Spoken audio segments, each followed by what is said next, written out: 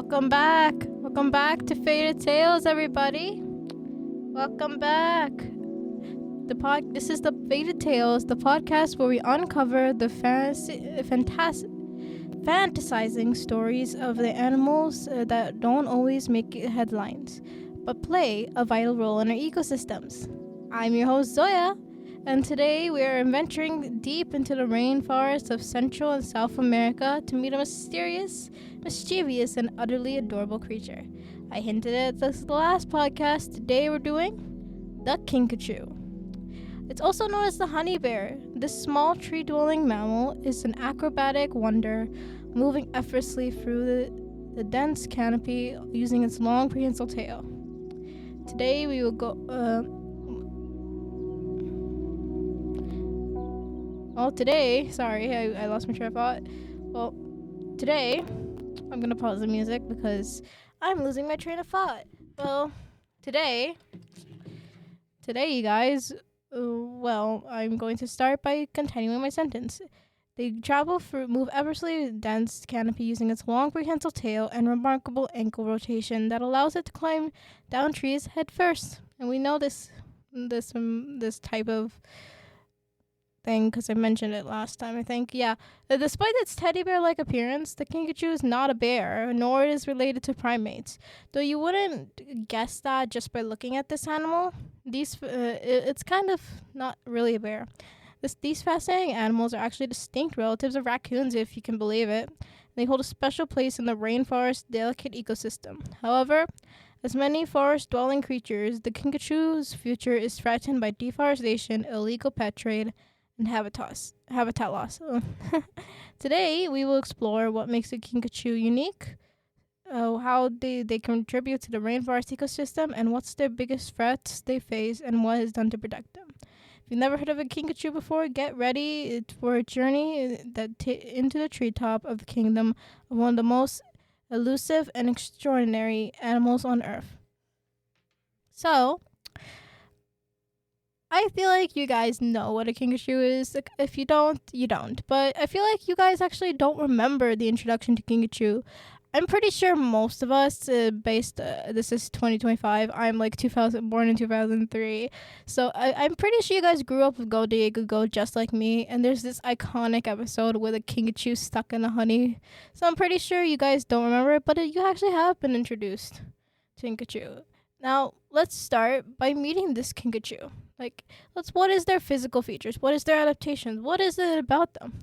Well, the Kinkajou, or scientific name Potus flavus, I hope I pronounced that right, belongs to the Procinidae family, I hope I pronounced that right too, making it the distinct cousin of raccoons, coyotes, and ongligos. I believe those are other animals, but I can't remember.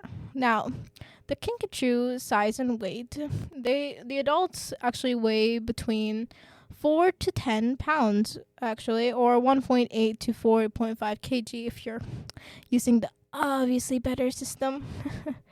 And so it's about the size of a house cat as well.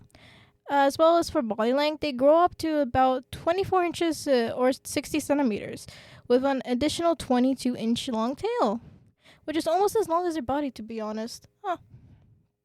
And, well, of course, this mammal has to have fur. They have a thick golden brown fur that insulates them from the humid rainforest air. Their dense coat also protects them from rain and insect bites as well. And I mentioned in the intro, their prehensile tail. Unlike most raccoon relatives, the Kinkajou actually has a fully prehensile tail, meaning they can grip the branches with it almost like a monkey's tail. And they also have a really long tongue, just like the pangolin, but their tongue is 5 inches long, and it's specially adapted for extracting nectar from flowers and linking honey from beehives. Yeah, they're kind of like a pollinator.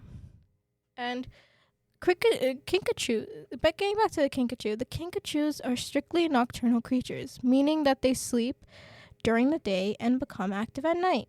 I mean, this is kind of obvious, but you never know. I might as well mention it. Their larger round eyes are well adapted for night vision, allowing them to navigate through the darkness of the dense rainforest canopy.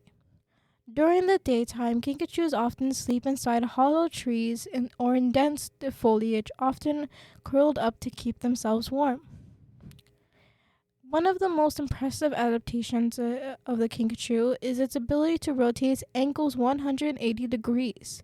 It's a skill that allows them to climb down trees head first. This makes them extremely agile, capable of leaving several feet between branches while maintaining balance.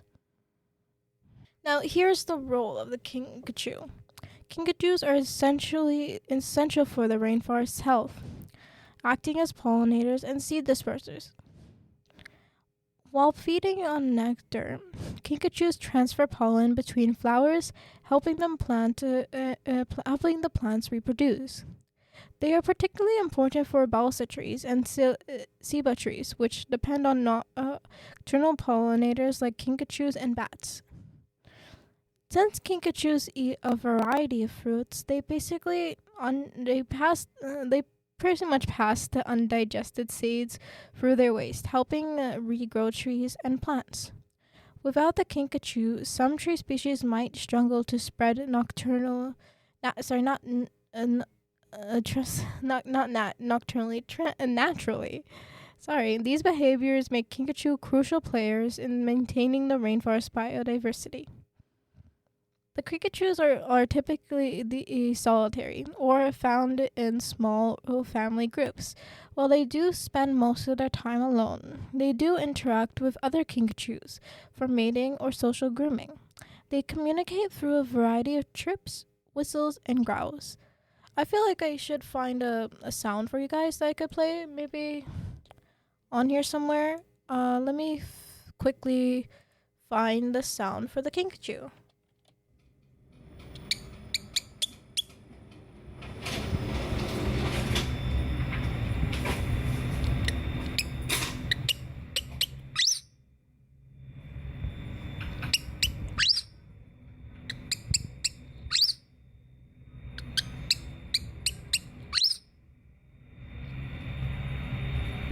Yeah, that is a sound of a kinkajou that's being held in a cage. I think it was rescued or something. I don't know, but it's being kept in like a cage you normally see in the pets.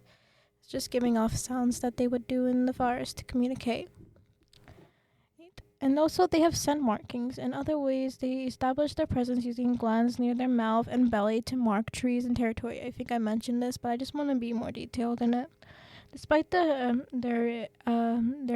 unreal agility, kinkajous do have natural predators, including jaguars, ocelots, harpy eagles, and large snakes.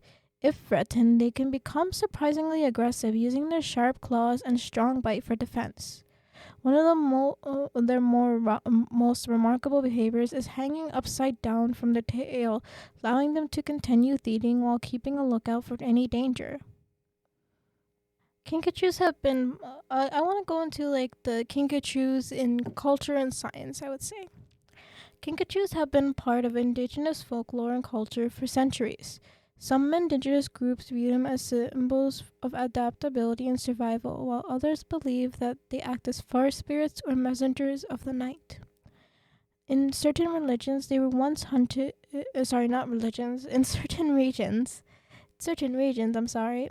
In certain regions, they were once hunted for their soft fur through this practice, and it is now rare. In modern times, kinkajous have unfortunately gained popularity as quote unquote exotic pets. Like there was the recent if you guys were watching the news, there was a an alligator or a crocodile that was taken in by the Humane Society because they were kept as a pet, and that's like a huge no-no. Yeah, so yeah, people keep it. Sometimes people are fascinated with exotic animals, and some people, fascinated with their cute appearance of the kinkajou, attempt to keep them as companions. However, this often leads to serious issues. Kinkajous require specialized diets and large climbing spaces and nocturnal activity levels that don't fit with human lifestyles. They are also prone to biting and scratching when stressed, when stressed, making them unsuitable pets. One of the most well-known cases of this was Paris Hilton's Kinkajou. Yes, Paris Hilton had a Kinkajou named Baby Love, who bit her and later had to be removed from her care. This is why you don't keep exotic pets, people. This is what I've been saying. If you want a pet, get a cat or a dog, a fish even, if you don't want to take care of them. Don't keep pets for oh my god. Don't even get teacup pups. That's like so inhumane too. Did you know that like teacup pups are inhumane because they're kept to that size, even though yeah, it's so weird. Anyway, back to the kinkajou. On the scientific front, kinkajous have been studied for their unique ankle rotation, which allows them to move in ways few other mammals can. Researchers have also examined their role in the rainforest pollination and seed dispersal, highlighting their importance in maintaining biodiversity. Some studies have even looked into how kinkajou movement can inspire advancements in robotics and prosthetics. Despite their agility and adaptability, kinkajous face significant threats. The biggest danger is, of course, the most common one, which is deforestation. As the rainforests are rapidly being cleared for agriculture, logging, and urban development, we all know this, I've repeated this so many times, as trees disappear, kinkajous lose their primary source of food and shelter. Other major issues is the illegal pet trade, which I mentioned before. Many kinkajous have been captured from the wild and sold as pets, often suffering from stress, malnutrition, and poor living conditions. Some are even abandoned when their owners realizes they're not domesticated animals. Additionally, though not as common today, kinkajous have been hunted for their fur and meat in some regions. I mentioned that it was incredibly rare. I don't know why I repeat myself so many times in this. Conservation efforts are actually being put in place to protect these creatures. No, don't worry. National parks and wildlife reserves in Costa Rica, Brazil, and Peru provide safe habitats for wild kinkajous. And rescue organizations like the Sloth Institute and the Rescat Wildlife Rescue Center work to rehabilitate and release injured or captured kinkajous back into the wild. Ecotourism is also playing a role, raising awareness as responsible jungle tours educate people about the importance of preserving wildlife. So, as much as I want this to be longer, I feel like it's gonna be short again, guys. I'm already at the what can you do to help section. Dang, man. Anyway, what can you do to help? Avoid purchasing exotic pets and support organizations who are working to conserve rainforests. Even something as simple as spreading awareness about the lesser known species like the kinkajou can make a difference. Before I get to the ending, because I don't want to end this so quickly, because I did this for I want to make this longer, guys. I don't want to just quickly just keep saying stuff. So I feel like you guys I feel like you guys want to know more about animals, don't you? If you're listening to this podcast, I don't know how many of you guys are listening. I just do this just for, fun, I guess. And I love to spread the word about endangered animals as well. The kinkajou is one of the first animals I think that I thought of I never seen before. I remember watching Go Diego Go as a kid, and I remember that iconic episode where he got stuck in the beehive. Diego had to help him. So yeah, there's a lot about the kinkajou that I feel I fantasize with, because I like the creature, it's cute and stuff, and I also like learning about them, you know. I think you guys might know what I'm talking about. I don't know if you guys do. Hang on, I'm gonna search the episode right now because I want to talk about it. This is gonna be funny when when the other stuff. It's gonna be funny when the other people who record in this booth like come and search and like, why is this? Somebody search Go Diego Go. Yeah, the I don't know why it's in Spanish, but here we go. The whole episode was little Kinkajou is is in beehive trouble, and like the anime of the Kinkajou, it doesn't really look that much like real life, like what I thought it was. But yeah, it's like the whole episode is like on YouTube. You guys can go watch it if you wanted. It's kind of funny. Yeah, I remember the whole theme song too. I'm gonna look about fun facts for you guys. I want to know, what do you guys think of what a baby Kinkajou is called? I want to see, what is it called?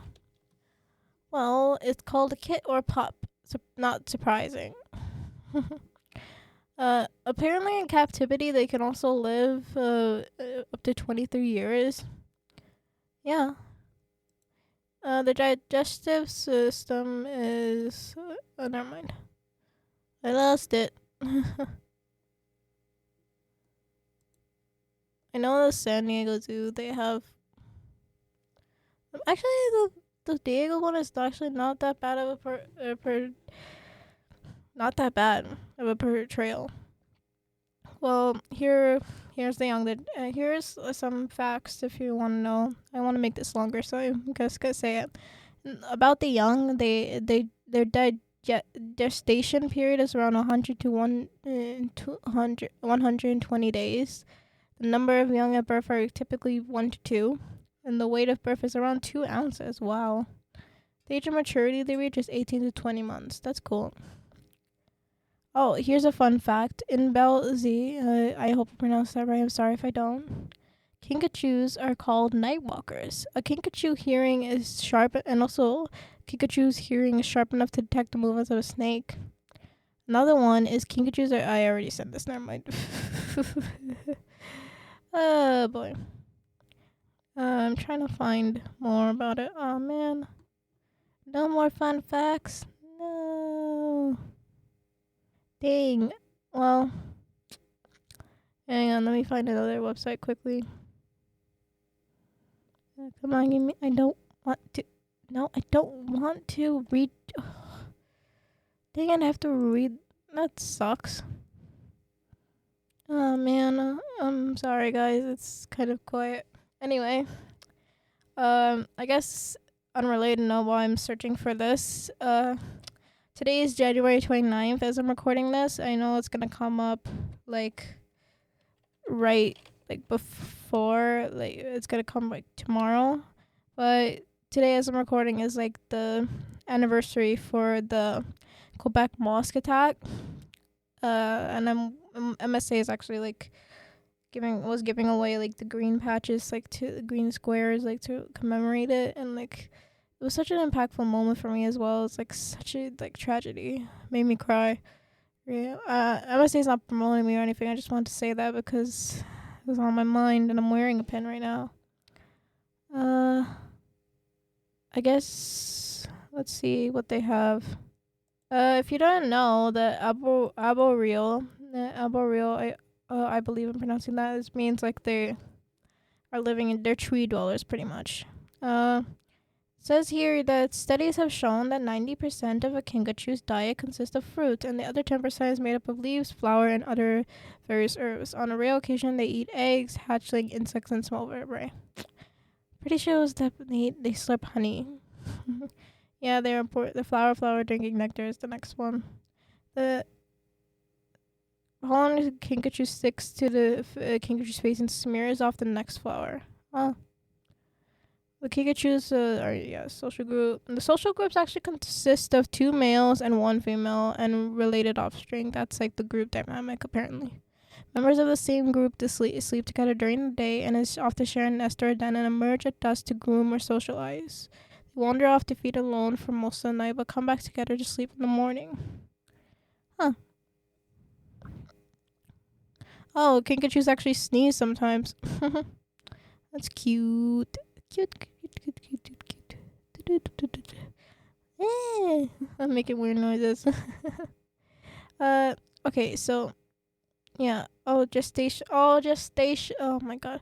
For some reason, I thought gestation meant to like I confused this gestation for digestion for some. Oh my god, that's so stupid of me. Oh my god, Kinkajous breed throughout the year.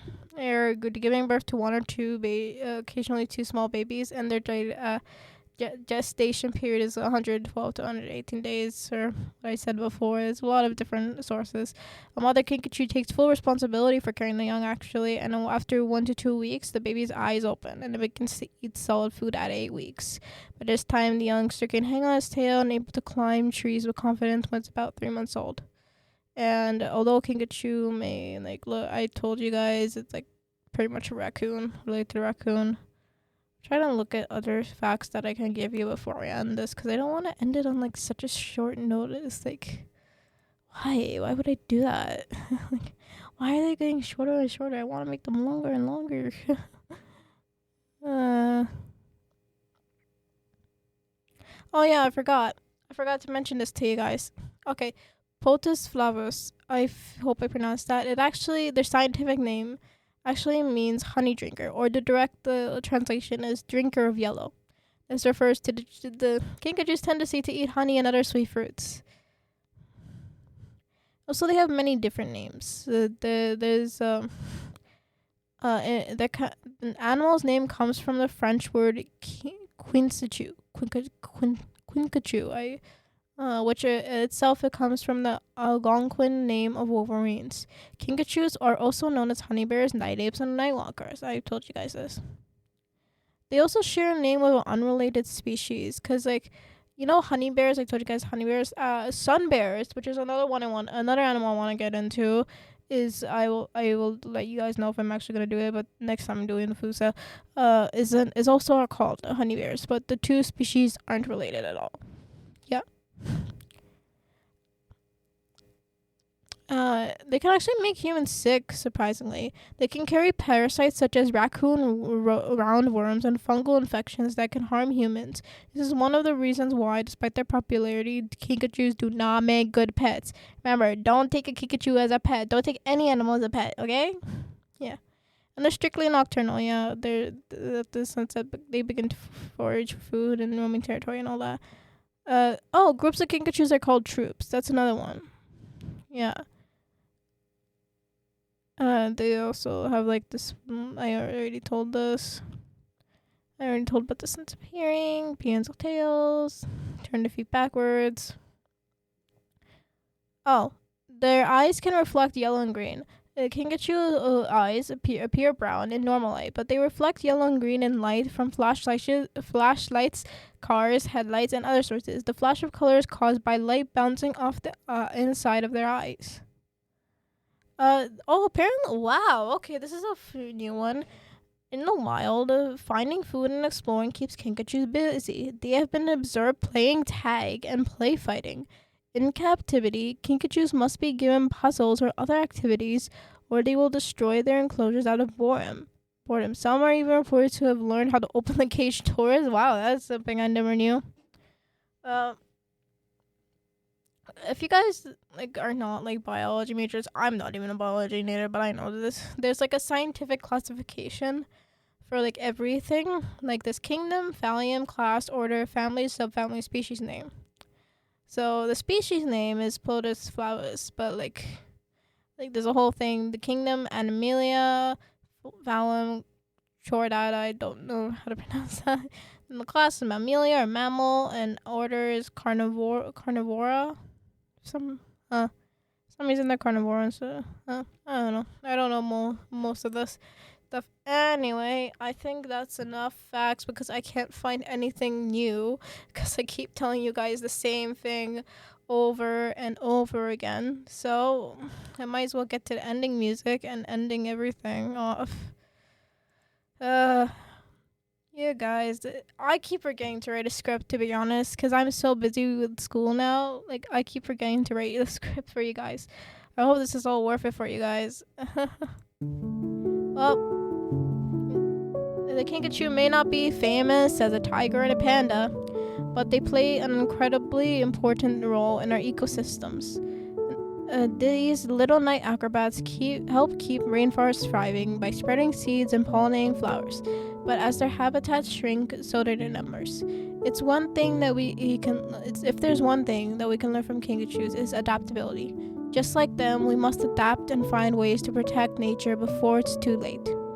Thank you guys for listening to this episode of Faded Tales. If you guys enjoyed today's journey, don't forget to share the podcast with everybody. Don't forget to like with fellow animal lovers. You can also follow us. Actually, not follow us. Why am I saying follow us? You can also follow the previous episodes that I listened to. You guys can also listen to that. And I'll just keep putting up endangered species as long as I stay. And until next time, stay curious, stay kind, and keep exploring the wonders of the wild. Oh, before I go, when this comes out, it'll be the January 1st. That day, my club Animal Rescue is going to actually be hosting an event, Paws and Paints. So, and we're painting little delicate wood of animal creatures and all that, and also have canvases if you don't want to do that. And we're also having a documentary screening at the same time. So if you guys want to come at 6 p.m. to 9 p.m., we're hosting that event. Come relax, just paint. We have snacks, drinks. That will be a fun little calm event before midterms. So anyway, stay kind, stay curious. See you guys next week. Goodbye.